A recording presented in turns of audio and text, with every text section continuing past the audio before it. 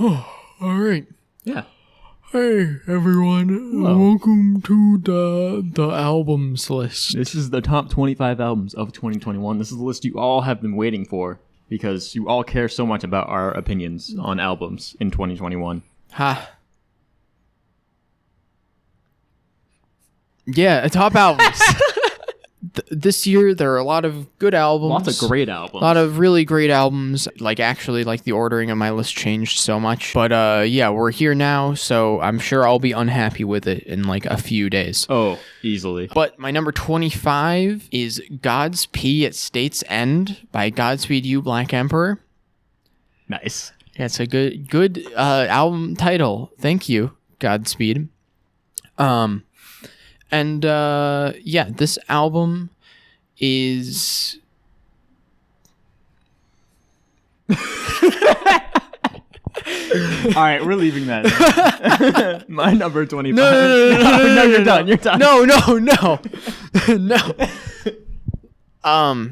But yeah, I think this album does a really good job of kind of expanding Godspeed's sound, changing it up in a way that keeps it fresh and interesting, while still kind of sticking to their post-rock roots. Just a really good post-rock record, yeah. Yeah, so my number 25 is going to be Little Sims. Sometimes I Might Be Introvert. This is a very solid, if a bit expansive and exasperated, collection of tracks from Little Sims. I think there's a lot of really, really good content here. It's not my favorite Little Sims project. I definitely like Gray Area a lot more than this. Still a very solid project output. Would recommend. My number 24 is The Machine is Burning, and Now Everyone Knows It Could Happen Again by BRUIT Less Than or Equal To. But yeah, this is another post-rock record, and admittedly this album is kind of a combination of a lot of different influences, like 65 Days of Static, or Explosions in the Sky, or Godspeed. But the way BRUIT are able to just take all of these influences and combine them is really impressive, and I think a lot of these songs, there's just so much detail and texture to the compositions that it's really hard to not love them. My number 24 is going to be Ferneaux by Blanck Mass. This is 2 tracks, 20-ish minutes long each. Very, very interesting compositions from producer Benjamin John Powers under his Blanck Mass alias. I just really love these 2 tracks. I kind of prefer the more shorter, more concise styles. I think the highs there are higher, but I think this record is very consistently great across its 40-ish minute runtime. Would highly recommend if you're looking for some really interesting experimental electronic music. My number 23 is Thumbing Through Foliage by Young Morpheus and iiiii. If you're into Earl Sweatshirt or any other underground rap artists, I highly recommend checking this record out. It has super bassy and groovy production from iiiii, and I think Young Morpheus is fantastic on it. He's really clever and witty, and he's just a really entertaining rapper to listen to. Go listen to it. Yeah. My number 23 is going to be Deep States by Tropical Fuckstorm. This is kind of like a departure from some of their previous sounds. I don't think that every experiment they take pays off on this record, but a lot of them really do. I think there's a lot of really great tracks on this album, and I really, really love how grounded this album is in just the world around it, and I think that makes for some very engaging commentary and lyricism on these tracks. Gripping's a good Throbbing. word. Oh, yeah. Some throbbing lyricism. Some throbbing gristle. Great Tropical Fuckstorm record.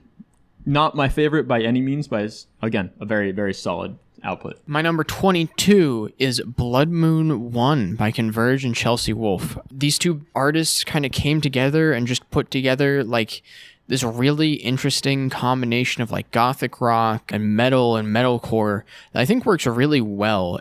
I was surprised at how just fully realized the sound was from them, and the combination of the really atmospheric elements works really well with the super aggressive stuff that Converge kind of brings to the table. Great record. My number 22 is going to be Convocations by Sufjan Stevens. This is a 2.5 hour long entirely instrumental album from Sufjan Stevens, who honestly just takes so many different ideas in his career, and he's gone on so many different ventures, and they've all worked out for the most part pretty well, and this one is no exception. This is Sufjan dealing with the loss of his father. I believe this is kind of how he went through that grieving process. That communication to the listener, I think, is very interesting throughout the album. It's really a collection of 5 half-hour albums. I mean, overall, I think it just sounds great. It's a really very, very interesting listen. My number 21 is Trisagion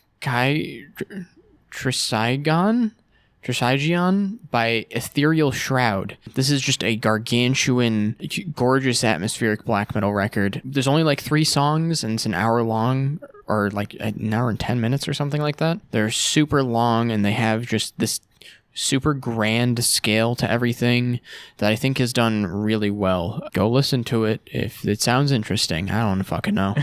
All right, my number 21 is going to be Kick 5 by Arca. Arca released 4 albums this year, each going in pretty different directions from each other. And the more ethereal direction of Kick 5 just ended up being my favorite. Reminds me a lot of like Arca's contemporaries like Earth Eater, but still a very different vibe as well. And I think Arca's take on that more ethereal sound is very interesting. It's also, I mean, it's very Arca at the end of the day too, and makes for really a great combination, a lot of great tracks on Kick 5.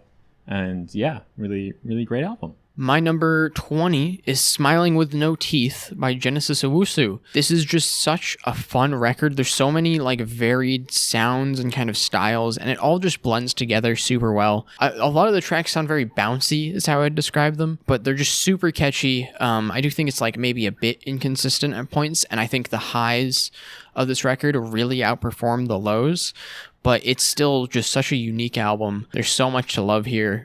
Highly recommend. My number 20 is going to be Frosting by Bent Knee. Bent Knee is a art rock-ish band, and they bring in a lot of different genres on this album, and I think it's very weird, definitely.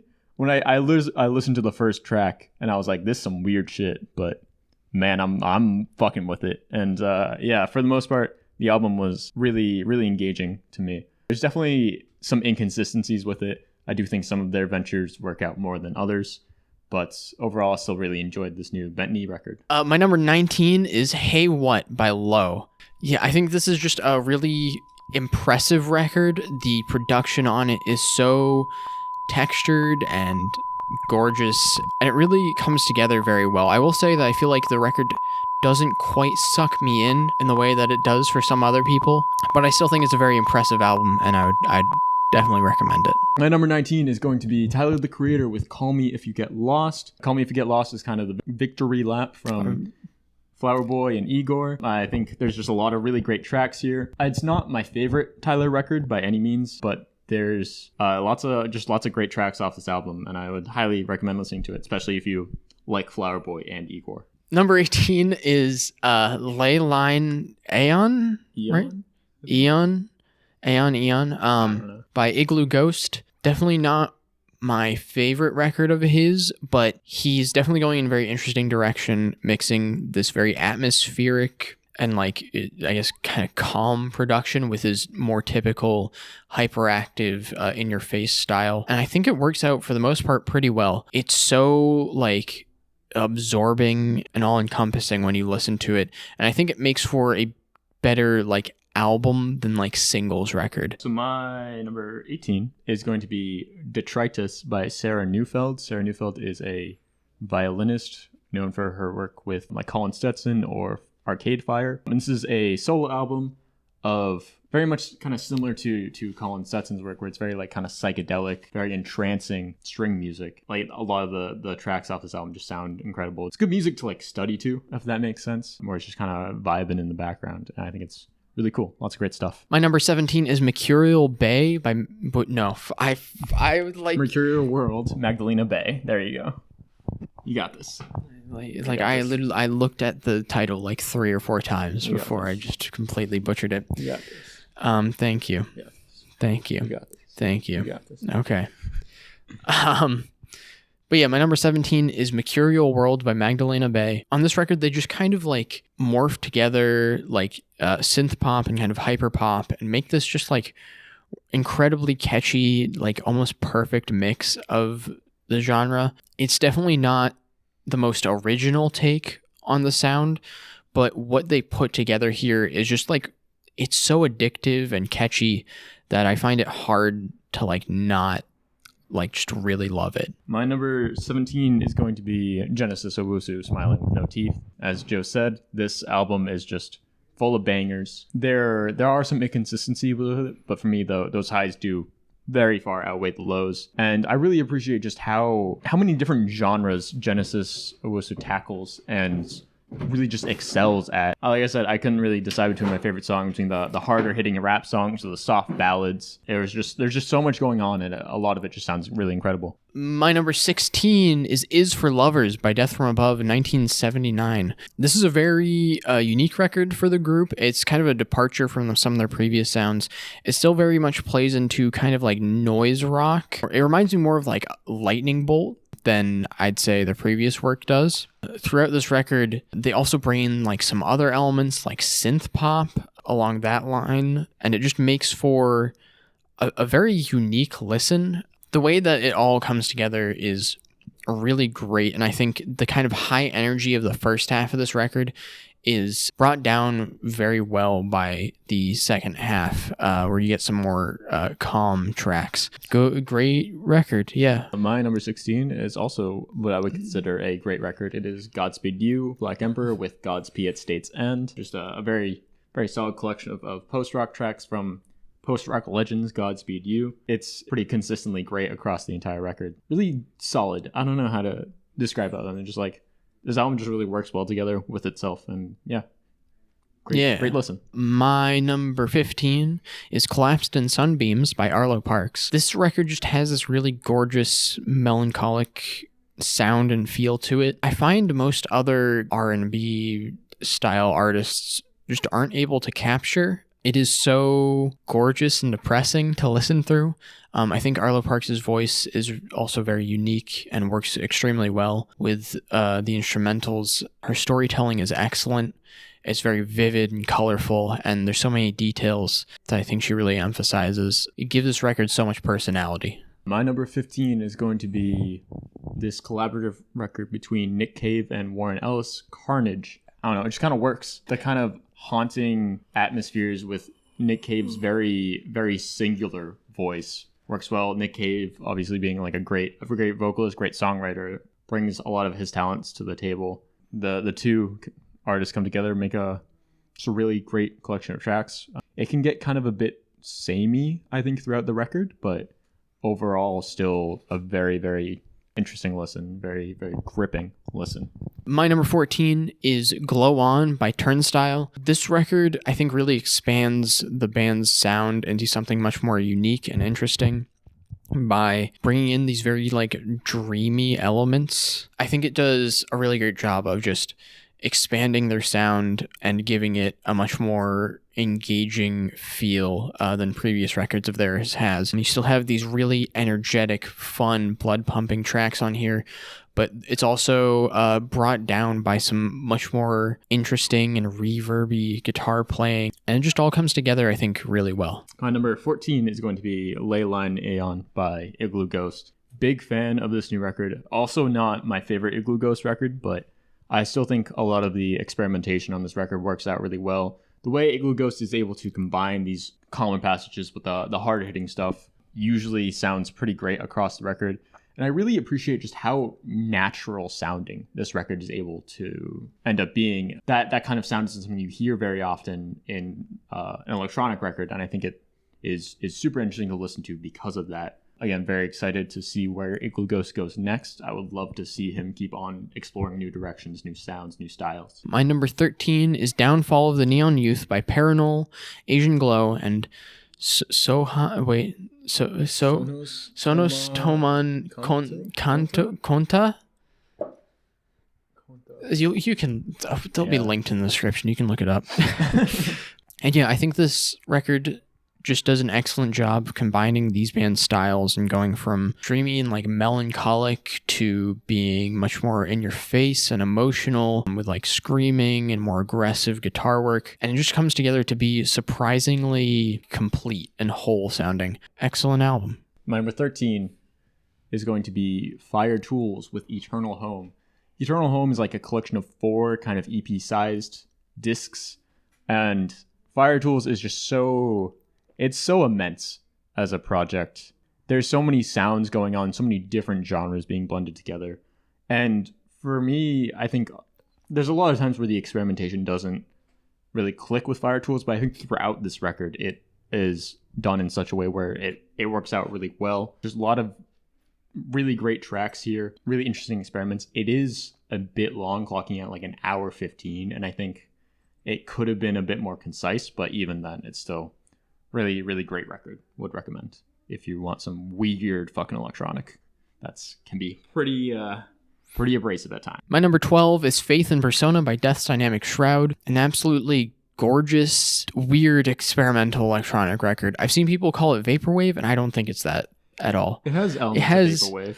Elements of it, and that's definitely what Death's Dynamic Shroud are probably known for, but this is so much more like unique than that. This record just truly doesn't sound like anything else out there right now. Their use of samples and the way they combine them with their production is it's weird. It's like bouncy, but like also like really glittery and gorgeous, and just nearly everything about this record just works, and it's so amazing how well it comes together considering how weird and out there a lot of the samples are. Just an amazing record. Just listen to it. My number 12 is going to be Demonic Wealth by Crawlis. This is like an atmospheric black metal record, kind of. It's a very like dirty feeling record, kind of like almost lo-fi in a sense. A lot of the compositions on this record are very exciting to listen to. Not that it makes me excited. It's just they're cool. He found the word. I found a word. It's not really a good word, but it works. Intriguing. They are intriguing. I would say so. But I think this record is like pretty cool. I think it's pretty unique as far as this kind of sound goes, and yeah, I definitely enjoy it. What's the next one? Oh boy, Brendan's gonna hate me for putting it this low. Number 11 is By the Time I Get to Phoenix by Injury Reserve. I can't believe you didn't like this album that much. It's number 11. I know, but like it's really high up. What this record does better than any other record I've heard is just demonstrate like chaos that's present in Loss. It's so just like all over the place in a very like good way. A lot of the times like the vocals or the instrumentals just feel disjointed and chaotic, and that lends itself really well to the feeling of the album. Yeah, it's really depressing, but it's a great record. My number 11 is going to be Escape Room by Rural Internet. Rural Internet is a trio of up-and-coming musicians, and I think they've progressed a lot since their first album back in January of last year, dropping quite a few projects since then and just really amping it up each time, honestly. Getting more experimental, broadening their sound, and also just increasing the quality of the tracks on each record, I think. And Escape Room is kind of their penultimate so far, where just about every track here has some idea, some hook, some piece of production, which I think is super unique, super interesting, makes me keep going back to this record. It's just a very unique record, and I love how kind of wild it gets, whether it be in the production or the lyricism, if they're talking about, Sophie or Homestuck, You just took an L. I said the word Homestuck, I'm sorry. I'm sorry if you know what Homestuck is. If you don't look it up. I think a lot of the internet basis that are coming from is very kind of relatable to someone growing up and also trying to find like relationships in these times. I feel like this record very much speaks to that. But on top of that, again, like the production is so insane on this record. I love it so much. And yeah, I really hope that they just these guys keep on doing what they're doing, because I think it's working out great for them. They've gotten a lot of attention this year, and they definitely deserve it. My number 10, top 10. Top 10s. My number 10 is Promises by Floating Points, Pharoah Sanders, and the London Symphony Orchestra, I believe. And this is a really just beautiful, rich, and absorbing jazz, but also like contemporary classical piece. Pharoah Sanders' like saxophone playing is absolutely gorgeous, and like the production from Floating Points and the implementation of the London Symphony Orchestra's parts are just so well done. It's a gorgeous record, and the way that it just continuously kind of builds on itself and plays with different ideas is really gorgeous. Yeah, so my number 10 is going to be Faith and Persona by Death's Dynamic Shroud. Death's Dynamic Shroud is just a powerhouse of coming out with these super sample-heavy compositions that are able to capture so many different vibes using those samples. While this record isn't my favorite of theirs, I do think I'll Try Living Like This is just chef's kiss. Faith and Persona attacks a lot of what that record was going for, and I think it does so very successfully. Pretty much every track on this album has something going for it in terms of how it uses that sample and how the production just ends up creating such a wonderful track, whether it be groovy, whether it be vibey, whether it be melancholic. Yeah, Faith and Persona, really great project. Number 9. Number 9. 9. 9. Number 9. Number 9. Number 9. It's a good song. Yeah. Mambo number 9. That was not the song I was thinking of. Anyway, my number 9 album of the year is Call Me If You Get Lost by Tyler, the Creator, with what I think is his best record. I feel like people kind of undersell the story aspect of this record, because on the surface it is kind of just a collection of like bangers, but I think there's a lot going on this album and people don't really give it credit for that. As on this record, it feels like this is like the aftermath of what kind of happened on Igor, and as a result of his, I guess, rejection on that album, he like seeks pleasure or escape from that in any way he can, whether it be like buying things or like cheating on his friends, which is not good. But yeah, I think it results in a really interesting record, and I feel like people don't give it as much credit as it deserves in that respect. And also the production, I think, is easily his best of any album he's put out yet. Like songs, the production on these songs is just so like incredibly catchy, but like it hits so hard. So many of these songs just like they rage, they go off. And I think as a result, it's definitely my favorite of his. It's a really great album. My number 9 is going to be Arlo Parks' Collapse in Sunbeams. You talked about this record a little bit earlier and how beautiful it is, how absolutely gorgeous it is, and I can only agree with that sentiment. Arlo Parks' songwriting is some of the best I've heard in this kind of style, this like kind of indie-ish singer-songwriter R&B style that she has going. It kind of feels like you're just like sitting down in a room and she's like, telling you stories. And they're very, very beautiful stories, very human stories, partly due to her songwriting, her delivery. It all just serves to make it so beautiful. And there's so many just heart-wrenching moments on this album that it can be very sad at times, but it's also kind of like a warm hug as well. It's not like everything is awful and there's no hope for the future. It's like, yeah, life can suck sometimes, but there are beautiful moments in there too. Arlo Parks, Collapse in Sunbeams. Great record. My number 8 is For the First Time by Black Country New Road. Out of all like the dark like prog bands or albums that have been coming out recently, I think this is easily the best. The contrast between these very sensual and personal moments on this record and also the insane parts that feel like you're about to have a mental breakdown is really great. And I really love how rich and welcoming a lot of the instrumentation is. I think it adds to kind of this overwhelming like sadness that a lot of the record has. Yeah. My number 8 is going to be Sweet Trip, Tiny House in Secret Speeches Polar Equals. This is the newest project from Sweet Trip after over like 10 years of nothing.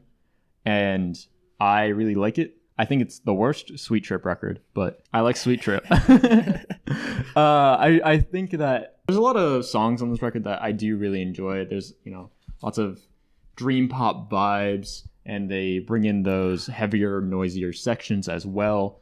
Although I'm not the biggest fan of every single track on this album. I mean, Sweet Trip just has such a consistent discography in their past records that it's difficult to live up to, but for sure it's still just a great collection of new music from one of my favorite bands. So very fun record, very vibey. Number 7, I have Oxidized by Frontier. Damn. Okay, I respect this pick so much. These guys are like fucking insane. This is up there as one of the most abrasive records I've ever heard, because I wouldn't say it's as ear-shattering as something like a Merzbow record where it's just noise, but it's so aggressive in its playing. Like, there's sounds on this record that like you have fucking no clue how the fuck they made them or came up with them. Actually, there's like a review for this album that I saw where someone was like, this record sounds like a mathcore band is playing, but then like the guitar player starts glitching through the stage and the singer is like out in the skybox or some shit. And that's exactly the feel of this record. Is just like, it's so harsh and abrasive, but you have these moments of just insanity in the middle of it. And goddamn, the vocal performance is excellent. It's screaming, but like it's some good screaming. I think it like matches just the tone of a lot of it really well. And I also think there's a lot of like, well, not calm moments, but like more down tempo moments. Yeah. There's like some tracks that are like a bit more electronic focused. It just all comes together into one of the most insane records I've ever heard. It's fantastic. Yeah, so my number 7 is it's Recovery Girl, the new mixtape, Recovery Girl and Friends mixtape. Oh my god, dude, I fucking love Recovery Girl so fucking much. I don't know, this I like, honestly, I enjoyed this the first time I listened to it, and then I just kept listening to it and kept listening to it and kept listening to it, and it's grown on me so much since then. It is a mixtape, and I think there is tonal inconsistencies with it. There's also inconsistencies with like some of the collaborators that maybe don't fit in as well as others.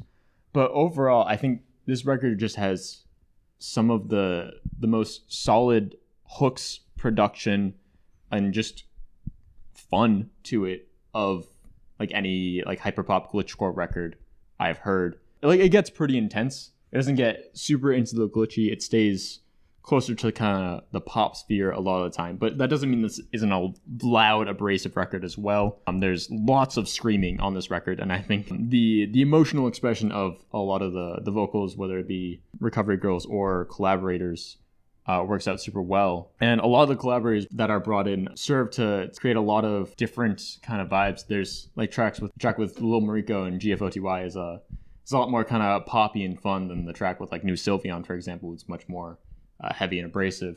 There's also just something so cathartic about that record. The track feels so good. The refrain is feels so good to say fuck you to like, and the fuck you is towards a past relationship partner. The song Hurt, I love. It's kind of like a breakup record in a sense.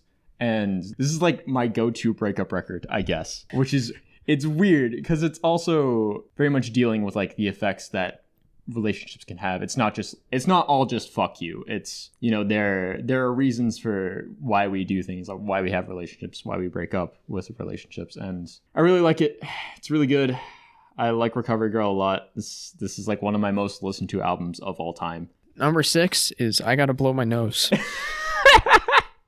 Number 6 is Cheater by Pom Poko. I absolutely love this record to death. It is such incredible blend of noise rock and garage rock and like a bit of punk, but also like you have so many like pop elements in here as well. It is so bright and fun and colorful. Their lead vocalist, whose name I cannot pronounce, her vocals are so fantastic. They're super sweet and like very high pitched, and they just contrast really well with the super like rough, often like pretty heavy guitars throughout. They're able to bring in so many interesting and unique little elements and flashes that give this record so much personality. And I'm amazed that more people aren't talking about it. It's so good. Please check it out. It's incredible.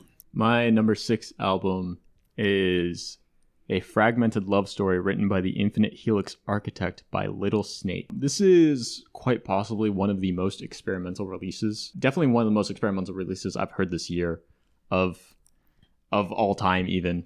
It's more experimental than Bish Bosh. It's a different kind of experimental than like Bish Bosh is the thing. So it's taking electronic sounds, like kind of like a psychedelic EDM, deconstructed EDM, if that makes sense. And it's just throwing all sorts of different sounds at you in such a weird and like mixed up pattern. It's very chaotic, very nonsensical. Like there's no such thing as a hook on this record. even like within the grooves. There is no grooves even. It's it's just like noises, and for some reason it just like my brain is like, yes, this I like that. And that's just how it is like throughout the record. I think there's so many different experiments and directions taken on this record, and they all work out so incredibly well. It just clicks for me, at least, and I can just really appreciate all the risks, all the experiments taken on this record.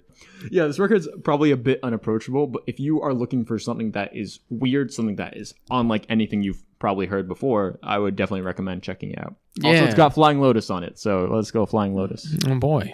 Top five. Top five. Top five. My number 5 is Garbology by Aesop Rock. And Blockhead. Blockhead and Aesop Rock used to work together a lot on records. That's sort of, I stopped over time. He's released singles with him still. But now they're back together with this collaborative record, and I absolutely love it. It has, I'd say, a more gloomy feel than a lot of Aesop's previous records. With the pandemic going on and Aesop losing a close friend during this time, it definitely has some pretty depressing moments. I think Aesop's very colorful and unique style of rapping really comes through on this record. The way he describes things is so like vivid and like very beautiful at points. A lot of stuff or a lot of lines really stand out on this album, but he's also able to keep things kind of like lighthearted at points and funny. There's one line in particular that I love where he says, "Today a mall cop told me I should get a life," and then just kind of like he just doesn't say anything afterwards. And man, there's a lot of lines on here that like I guess really make me think about things. One in particular that stands out is on the sort of the opening track, Jazz Hands, where he says, "Lately I've been treating everything as a living wake, thinking people close to me before the photo pixelate," with death being such a prominent theme on this album. I don't know, that a lot of his lines sort of like speak for themselves, and I find it hard to describe why they speak so boldly to me. But yeah, I think this record is fantastic. There's a lot of really catchy songs on here, and I think the low-key production from Blockhead really worked. All right, my number 5 is For Those I Love. The self-titled record that came out this year. I don't know, this album is just like right up my alley. I feel it's a bunch of just like beats and this Scottish. Is he Scottish or Irish? Fuck. I think he's Scottish. Scottish. I thought he was Scottish. The Scottish dude just like talking about love over them. Essentially, he approaches love in a lot of different aspects. I think at the end of the day, it's more of a celebration of love and for the people that he loves in his life. I don't know. Love is like such a broad topic. It's difficult to even like try and think about one thing about it and like approach it like that. So the way that he kind of disseminates his thoughts on this record, I think is really entertaining. Honestly, definitely had me like going back to it. Plus the production, I really love as well. Love. Funny. But yeah, I really love the production on this album as well. It's not super like out there or anything like that, but it's just very fitting to his voice, to the topic at hand, and very entertaining to listen to all around. Really love this record. My number 4 is Kick 3 by Arca. I love this album. This album feels like kind of a combination of all of her previous work in this kind of like unique deconstruction of like club and dance music. She like nearly perfects it on this album.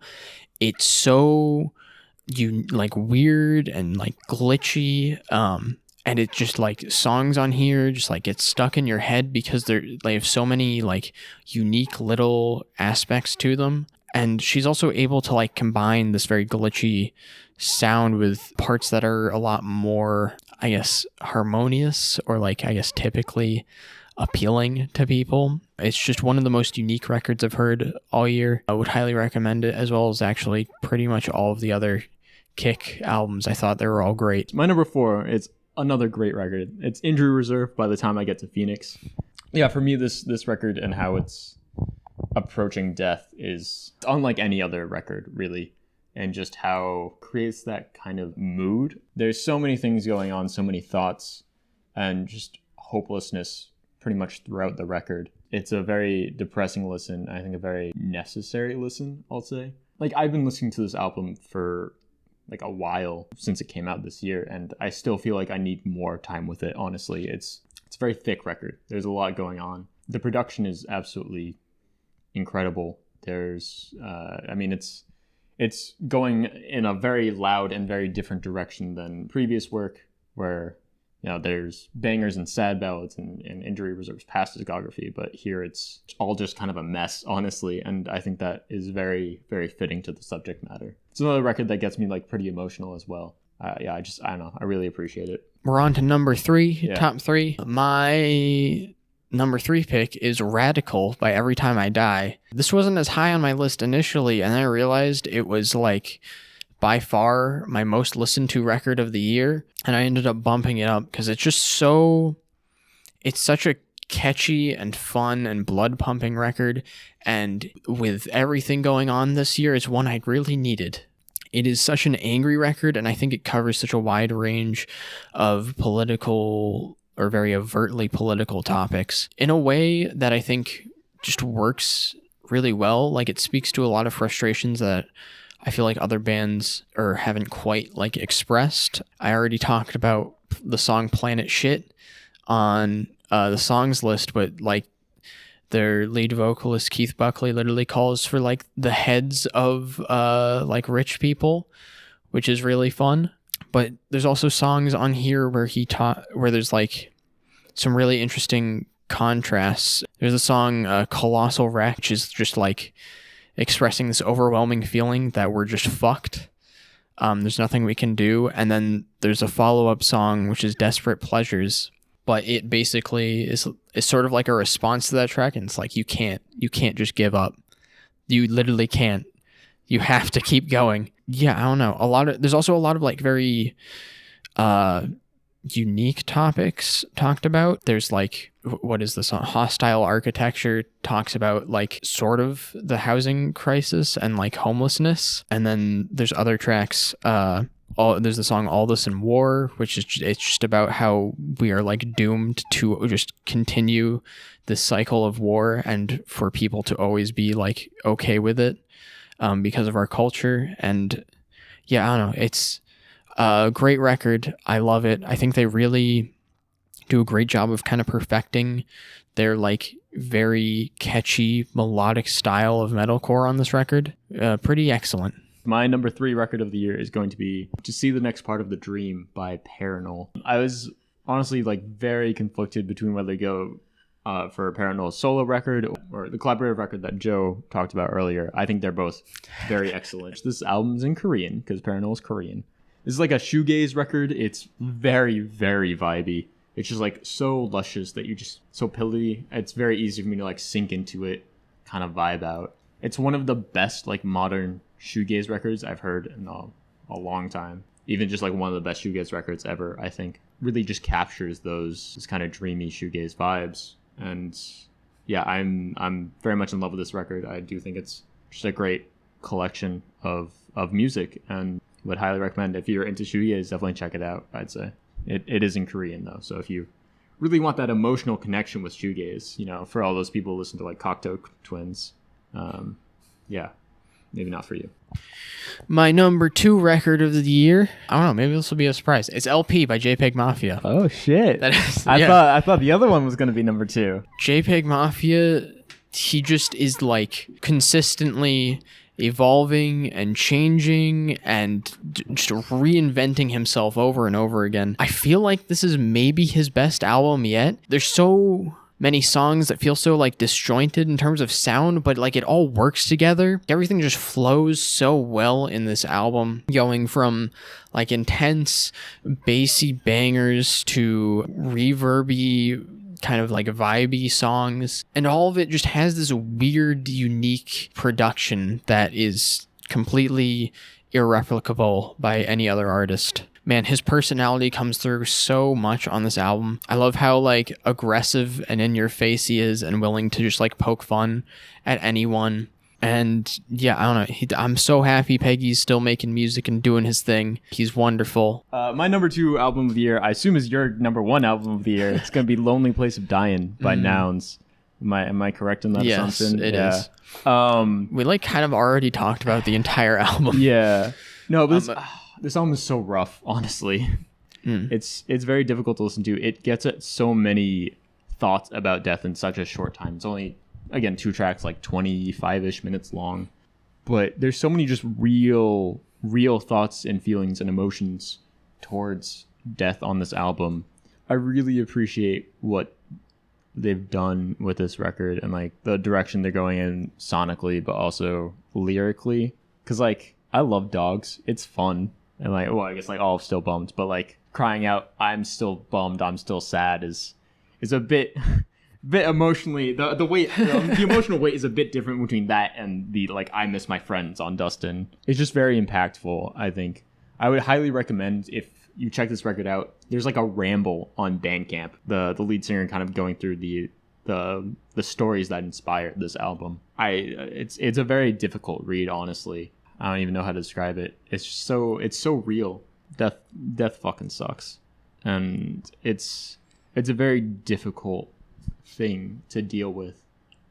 This is one of the most like raw processes I've seen of that. But yeah, I really appreciate this record for what it is, and I think it does just a great job of expressing those emotions, of being a very interesting listen, not only lyrically but also like sonically. Like we said earlier, this record goes all over the place. There's slow sections, there's fast aggressive sections, there's horns, there's all sorts of different instruments. It sounds kind of insane, and I mean that's very fitting. Yeah. I guess I'll transition. Yeah, my number one is Lonely Place of Dying by Nouns. Yeah, it is very all over the place, and it feels very purposeful. I also think that, especially the second track, which I didn't really talk about, I kind of have already talked about Dustin at length in our songs video, so go check that out. Sadaikyo is really interesting in that it's more like a reflection and an attempt to deal with death than Dustin is. It feels like there's so many different ways of dealing with death that are incorporated into this song. Like, there are moments on this track that I would consider to be funny. Yeah. Like when he says, why don't you go fuck yourself and die? But there's also times that are definitely kind of sad and depressing. I especially love, there's kind of the outro on the track, which after everything like fades, you just hear like clips of him and someone else. I don't know who it is of specifically. I don't know either. It's just people like playing a game together, or multiple different games or something, because it's from multiple different time periods, it seems. I don't know. There's like this sense at the end of it that like things go on and you kind of just have to deal with it. And I don't know. And like the range of different like instruments used and sounds is so incredible and just works so well with the sound and feel of the record. Like the again, the horns on this track mixed with like there's like metal instrumentation, there's punk, there's indie, there's like garage rock, all sorts of stuff is just kind of is put into these songs, and it works just really excellently. I'd only listened to this record like a week ago. And it's my album of the year, but it's so like I feel like there's still a lot of stuff, especially on the second track, that I'm still like processing, but incredible album. Yeah, one of the best albums I've ever heard. My number one album, I feel it's like way less heavy than that shit. It's just like, oh no. So my number one album is Hey What by Low. Love like this record so much. Mostly I would say the production is what carries this record far and away for me. It sounds so incredible. I don't even understand, because like Low has been moving in a noisier direction recently, especially with like 2018's Double Negative. I thought was really good, and to see them go even further and more noisy, I thought it was a very welcome change, because I think they executed it just absolutely excellently. I can't find a single thing wrong with any piece of production across this album. It all comes together. It's mixed so beautifully. It might be one of the best mixed records I've like ever heard. How all these noises and sounds work together. The male and female vocals across the record serve to really give a lot of flow to these tracks. They harmonize a lot, and like key moments, stuff like that. works really well. There's not a lot of like lyrical depth because there honestly aren't a lot of lyrics to this record. There's mostly sounds, and the lyrics are just kind of there to help guide the sounds, if that makes sense. But for me, I just really enjoyed how this album turned out. I think it would be hard to like top this for them, but it also like kind of relies on a certain mood. For me, it's able to definitely put me in that mood with like the opener White Horses. I think the way that track comes up is really, really beautiful. Really great record. Definitely also like don't put this album on shuffle, if that makes sense. The transitions from one track to another are very purposeful. They're really great. And also listen to it all the way through. It's very much an album experience. You'll notice that I didn't have a song in my top 25 songs from this album. That's because like the songs just work within the album. It's very hard to say like this one song is better than any of the others. It definitely feels like an album experience as the whole, and I think it works out super well from that. So that's it. There you go. There's the albums. We're done. We're done. You have to. Are we doing the rat thing? You should. Oh shit! A rat. Oh shit! A rat. Hey everybody, it's me, the Rat, from the Bop Stop. If you like this video, please make sure to like the video using the little like arrow in the corner. And also subscribe. We have other content, such as Bangers, Bops, and Banter, our podcast, deep dive into the archives. And if you want to get crazy, you can do some album swap.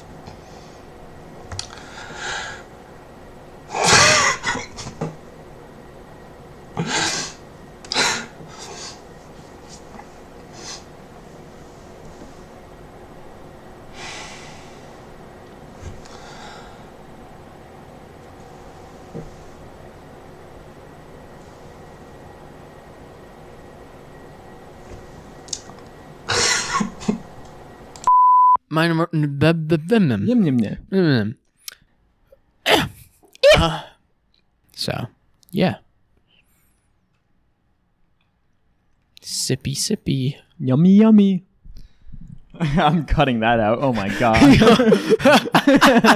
It's very unapproachable, I feel this record is. That was a Yoda sentence right there. What? Unapproachable this record is.